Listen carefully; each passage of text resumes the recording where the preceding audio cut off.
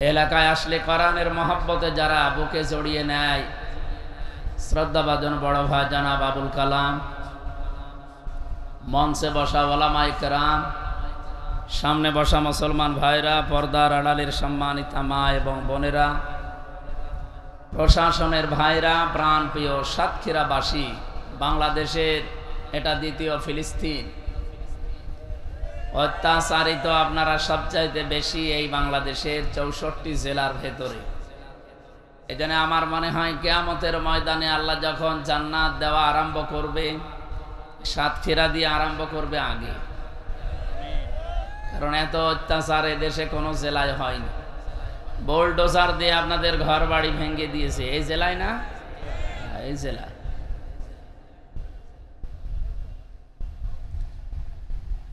অনেকেই মনে করে যে যারা জালেম এদের সম্পর্কে মনে হয় আল্লাহ কোনো খোঁজ খবর রাখেন। কোরআনে কারিমে আল্লাহ জানিয়েছেন, ওয়ালা তাহসাবান্নাল্লাহা গাফিলান আম্মা ইয়ামালুজ যালিমুন ইন্নামা ইউআখিরুহুম লিয়াউমিন তাশখাসু ফীহিল আবসার। সূরা ইব্রাহিমের 42 নম্বর আয়াতে আল্লাহ বলেন, হে নবী, আপনি কি মনে করেন, ধারণা করেন যে জালেমদের সম্পর্কে আমার কোনো খোঁজ খবর নেই?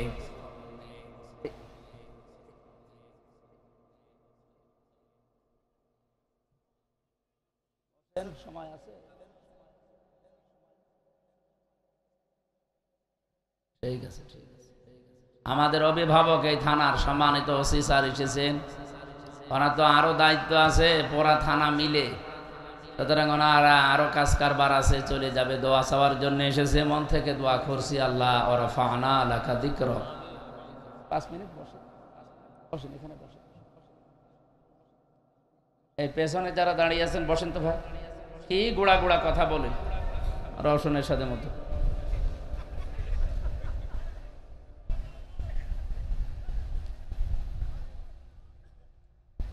হে নবী, আপনি কি মনে করেন যে জালেমদের সম্পর্কে আমার কোনো ধারণা নেই, বা আমি একেবারে গাফেল হয়ে আছি তাদের সম্পর্কে? না, এই পৃথিবীতে সবচাইতে বেশি আমি আল্লাহ দৃষ্টি দিয়ে রাখি জালেমদের দিকে।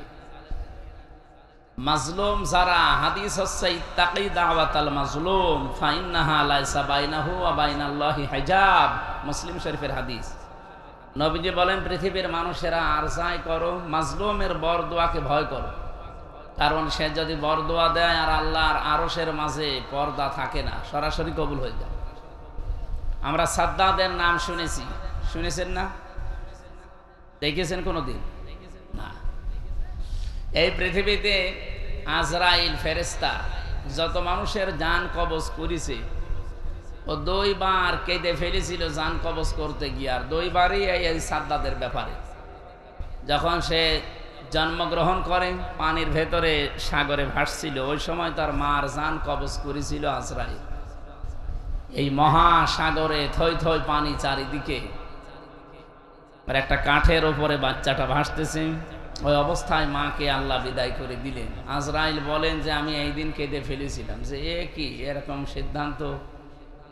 দ্বিতীয়, ও যখন জান্নাত বানিয়ে উদ্বোধন করবে, 22 বছর একাধারে শ্রম দিয়ে জান্নাতটা বানিয়েছে, 20,000 শ্রমিক কাজে লাগিয়েছে। আপনি চিন্তা করেন, 22টা বছর একটা জিনিস বানাচ্ছে, 20,000 মানুষকে কাজে লাগিয়েছে। তার নিজের আয়ত্তে যত সোনা রূপা ছিল তার দেশে, সব সেখানে কাজে লাগিয়েছে, এমন সুন্দর করে মন মতো বানিয়েছে। হযরত হুদ আলাইহিস সালামের কাহিনী এটা। নবী হুদ থেকে যা যা শুনেছে জান্নাতের বর্ণনা, ঠিক ওইভাবে বানিয়েছে। সব তো আর কমপ্লিট করা সম্ভব না, কারণ জান্নাত আল্লাহ এমনভাবে বানিয়েছে যেটা মানুষের চোখে কোনোদিন দেখে নাই, কোনোদিন কানেও শোনে নাই, এমনকি মানুষের হৃদয়ে কোনোদিনের কল্পনা উদয় হয় না, এমন করে আল্লাহ বানিয়েছে। 100 ভাগ বানাতে পারেনি, অন্তত বানিয়েছিল। যেদিন উদ্বোধন করবে ওই দিন আর সময় দেয়নি আজরাইল। আজরাইল বলেন, আমি ওই দিন কেঁদে ফেলেছিলাম, এত শখের জান্নাত, আল্লাহ বলেন যে না, একে উদ্বোধন পর্যন্ত না, ওর চৌকাঠ পর্যন্ত যেন পা না লাগে। আমি তাফসিরে ফি জিলালিল কোরআনে টিকায় পড়েছিলাম, তাবারির ভেতরেও আছে। এখানে 7টা কারণ লেখা আছে। আমার ওইগুলো উদ্দেশ্য না, আমার একটা শিক্ষা বের করার উদ্দেশ্য। এই সাদ্দাদ নামে লোকটা তার এত শখের জান্নাত পরিভ্রমণ করা, বসবাস করা, দেখা তো দূরের কথা, এই জান্নাতের চৌকাঠ পর্যন্ত স্পর্শ করার আগেই বিদায় নিয়েছে দুনিয়া থেকে। এই 7 কারণের ভেতরে একটা কারণ ও যখন জান্নাত তৈরি করে এলাকায় যেখানে যে সোনা রূপা পাওয়া যায় সব জোর করে নিয়ে আসছিল, কেড়ে যেভাবেই হোক। একটা বিধবা মহিলা, এতিম, মা বাবা নেই, স্বামীও মারা গেছে, তার কাছে 1 টুকরা সোনা ছিল। ওর যে সৈন্য সামর্থ্য আছে, লোকজন যে বলছে স্বর্ণ দেন, জান্নাত বানানো হবে বাদশার স্বপ্ন পূরণ করতে। ও বলছে আমার এই শেষ সম্বলটুকু নেবেন না, আমার স্বামী নেই, মা বাবা নেই, এইটাই আমার জীবনের সম্বল। ওরা তখন জোর করে ওর কাছ থেকে কেড়ে নেয় আর বলে না, বাদশার স্বপ্ন পূরণ করতে কারো দিকে তাকানো হবে না। এই মেয়েটা যখন মাটিতে গড়াগড়ি দিয়ে হাউমাউ করে কেঁদেছিল, বলেছিল, মাবুদ, আমি আজকে একা হয়ে গেছি, অসহায়। আমার শেষ সম্বলটুকু যে জালেম কেড়ে নিল, ওর স্বপ্ন সাদ তুমি পূরণ করতে দিও না। আপনি নবীর হাদিস কি বললাম? ইত্তাকি দাওয়াতাল মাজলুম ফাইন্নাহা লাইসা বাইনাহু ওয়া বাইনাল্লাহি হিজাব। মাজলুমের বরদোয়া থেকে নিজেকে বাঁচিয়ে রাখবা, কারণ মাজলুমের বরদোয়া আর আল্লাহর ভেতরে কোনো ফারাক নেই, পর্দা নেই, হিজাব নেই। যা বলবে কবুল হয়ে যাবে, হয় 2 দিন আগে নাই 2 দিন পরে। মুফাসসির লিখেছেন অনেকগুলো তাফসিরে, সব একমত যে এই যে মহিলাটা বরদোয়া দিয়েছিল, একদিকে অসহায় এতিম আর একদিকে বিধবা, এই মাজলুম অবস্থায় যা বলেছে ওটা সঙ্গে সঙ্গে আরশে চলে গেছে। আজরাইল শেষ পর্যন্ত বলেছে, না, আপনার আর সময় নেই। ইদা জা আজালুহুম লা ইস্তাখিরুনা সাআতা ওয়া লা ইস্তাকদিমুন। সময় শেষ, 1 সেকেন্ডও দেওয়া হবে না। সাদ্দাদ বলেছে, ফেরেশতা, আপনাকে আমি চিনতে পেরেছি, আপনি আজরাইল। একটু সময় দেন, শুধু জান্নাতে পরিভ্রমণ করে চলে আসব, আমি বসবাস করব না। আপনি আমার জান কবজ করবেন, আমার কোনো অসুবিধা নেই, শুধু আমি একটু দেখবো যে কেমন ভাবে বানিয়েছে 22টা বছর ধরে। ফেরেশতা ওই দিন বলেছে, না, যত শখ করে, যত আকাঙ্ক্ষা নিয়ে বানিয়েছেন, ভেতরে যেতে পারবেন না। এমনকি ও জোর করে ঘোড়ার পিঠ থেকে যখন লাফ দিতে যায়, তখন চৌকাঠ স্পর্শ করার আগেই বাইরে পড়ে মারা যায়। আমি এখান থেকে শিক্ষা যে 7টা পেয়েছি, তার 1 নাম্বার এইটা, ওই মাজলুম মহিলার বরদোয়া লেগেছিল, এই জন্য ওর স্বপ্ন সাদ আল্লাহ পূরণ করতে দেয়নি। এই পৃথিবীতে কোনো মানুষ যদি টার্গেট নিয়ে এগিয়ে যেতে চায়, আর ওই টার্গেটের পেছনে যদি কোনো মাজলুমের বরদোয়া থাকে, আর্তনাদ থাকে, চোখের পানি থাকে, জীবনও সেই টার্গেটে আল্লাহ তাকে যেতে দেবে না। যদি দেয় তাহলে সূরা হুদ মিথ্যা হয়ে যাবে। যেভাবেই হোক তাকে আল্লাহ ছেদ করে দেবে, কেটে দেবে। আপনি বলেন তো, সাদ্দাদের স্বপ্ন পূরণ করায় বাধা ছিল মাত্র একজন, অসহায় বিধবা এতিম মজলুম মেয়ে মানুষ। এই 15.5 বছর যারা দায়িত্বে স্বপ্ন নিয়ে গিয়ে যাচ্ছিলেন, কেউ বলেছিল 31 সাল, কেউ বলেছিল 41 সাল। এটা স্বপ্ন ছিল না? এ স্বপ্ন পর্যন্ত যেতে কত মানুষের বরদোয়া লেগে আছে আপনি টের পাচ্ছেন?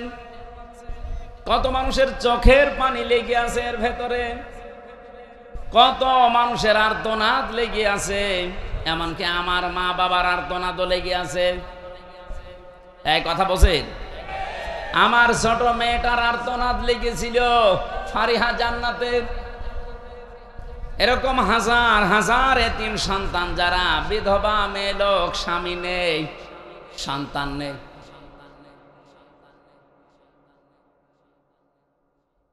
এতগুলো মানুষের বরদোয়া যদি কারো পেছনে লেগে থাকে, ও টার্গেট পর্যন্ত যাবে কি করে আপনি বলেন?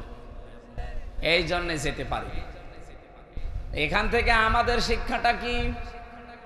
আমরা আগামীতে যারা এই দেশের দায়িত্ব নিতে চাই, যারাই হোক, চাবে তো একজন, আসবে তো একদল। যারা আসবে তারা তাদের টার্গেট নিতে গিয়ে কোনো মানুষের ওপরে যেন জুলুম না করেন, কারণ জুলুম করে আপনি টার্গেট পর্যন্ত জীবনও যেতে পারবেন না। সাদ্দাতকে যদি আল্লাহ যেতে না দেয়, আপনাকে যেতে দেবে কি করে? আপনি কি সাদ্দাতের চাইতেও মহাশক্তিশালী হয়ে গেছেন? কারণ জালেমদের সম্পর্কে সবচাইতে বেশি খোঁজ কে রাখে বলেন তো? আরো জোরে বলেন। আল্লাহ বলেন ওদেরকে আমি একটু ছাড় দিয়েছি। কোন পর্যন্ত? ইন্নামা ইউআখিরুহুম লিয়াউমিন তাশখাসু ফীহিল আবসার, যেদিন চক্ষু উল্টিয়ে যাবে, তার মানে আজরাইলকে দেখেই মানুষের চোখ মুখ কিন্তু উল্টিয়ে যায়। আপনি মরণের বিছানার দিকে একটু তাকিয়ে দেখবেন, চোখ মুখ মনে হয় যে সব বের হয়ে যাচ্ছে। ওই সময় পর্যন্ত মানুষকে আল্লাহ একটু ছাড় দিয়েছে, কিন্তু কোরআন বলছে কোনো মানুষকে আল্লাহ একেবারে ছেড়ে দেয়নি। আল্লাহ ছাড় দেয়, ছেড়ে। এই জন্য জালেম যেন আমরা অন্তত কেউ না হই আগামীতে। জালেমদের ব্যাপারে আল্লাহ সবচাইতে বেশি খোঁজ রাখে। আমি কোরআনে কারিমের সূরা শুরার 42 নম্বর আয়াতটা পড়লে সবচাইতে বেশি ভয় পাই। আল্লাহ বলেন আমি কিয়ামতের দিন নিজে মামলা দায়ের করব জালেমদের বিরুদ্ধে। আর বাংলাদেশে সবচাইতে বেশি হচ্ছে জালেম। এই কথা বোঝে? হয় নফসের উপরে জুলুম করছে, নাই পরিবারের উপরে জুলুম করছে, নাই সমাজের উপরে জুলুম করছে, নাই রাষ্ট্রের উপরে জুলুম করছে, জনগণের উপরে। আপনি তাকান, যে কোনো এক ধাপে এক শ্রেণীতে আপনি পড়ে যাবেন। সুতরাং আমরা যেন জালেম না হয়। জালেমরা টার্গেট কার? আরো জোরে বলেন। ইন্নামাস সাবিলু আলাল্লাযীনা ইয়াযলিমুনান নাস। আল্লাহ বলেন আমি নিজে মামলা দেব জালেমদের বিরুদ্ধে। আমরা আজ নিজেরা ব্যক্তিগতভাবে নফসের উপরে যারা জুলুম করছি, নফসের উপরে জুলুম কি? মন যা চায় মানুষ তাই করে, এটা নফসের উপরে জুলুম। মন এখন চাচ্ছে একটু উলঙ্গ নাচ দেখি, দেখলেন, এটা জুলুম হবে আপনার নফসের উপরে। মন চাচ্ছে অন্যের স্ত্রীর সাথে একটু গল্প করি, পরকীয়া প্রেমে লিপ্ত হয়ে গেলেন, নফসের উপরে জুলুম। এই জুলুম তো এ থানায় নেই। এরকম কোন লাইনে যারা আছেন এই মুহূর্তে ওই নাম্বারগুলো ডিলিট করে দেন। পরকীয়া প্রেমে যারা আছেন এই মুহূর্তে ডিলিট করা লাগবে। বলেন না বাড়ি যেয়ে হবে না, বাড়ি যেয়ে আপনি ডিলিট করবেন আপনি যদি মরে যান। আর ওই নাম্বার যদি আপনার মোবাইলে থাকে, আপনি মরে গেলেন, ওই মোবাইলটা ব্যবহার করবে আপনার ছেলে মেয়ে অথবা আপনার বউ। তখন মোবাইল হাতে নিয়ে বলবে ও এ 2 নাম্বার ছিল, এখনই ডিলিট করেন। যাদের যাদের এরকম উল্টাপাল্টা কাজে আছেন এই মুহূর্তে আপনি ডিলিট করে ভালো মানুষ হয়ে যান। নেন করেন। কারা কারা করছেন হাত তোলেন তো।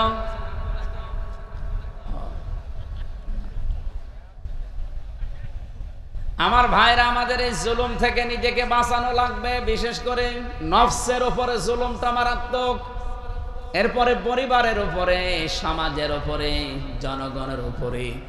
যে যেখানে দায়িত্বে আছেন ওই জায়গাতে যেন অন্তত জুলুম করবেন না। আল্লাহ আমি সহ যারা এখানে এসেছি প্রত্যেককে যেন বাঁচিয়ে দেন, বলেন আমিন।